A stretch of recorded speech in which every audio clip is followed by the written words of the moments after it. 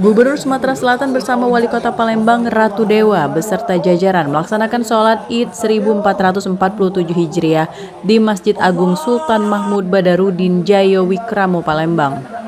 Momen Idul Fitri kali ini merupakan momen yang telah dinanti-nantikan warga Kota Palembang sehingga warga Palembang berbondong-bondong ke masjid tertua di Kota Palembang untuk melaksanakan sholat Id.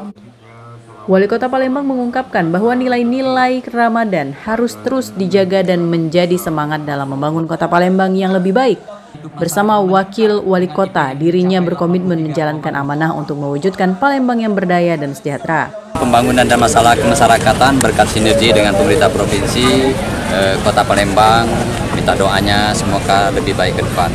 Harapannya kedua, semoga Ramadan kemarin membekas artinya bisa hal-hal yang dievaluasi, hal yang introspeksi diri ke depannya agar lebih baik lagi. Yang penting pendekatan kita adalah tidak hanya bersifat seremonial tetapi pendekatan hati sehingga membangun Palembang agar lebih baik lagi ke depan. Terima kasih.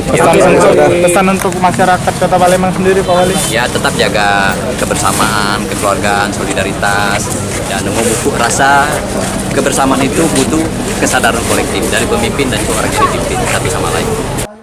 Makna Idul Fitri kali ini dimaknai dengan mempererat silaturahmi dan saling memaafkan. Dari Palembang, Sumatera Selatan, Erwin Setiawan, iNews melaporkan.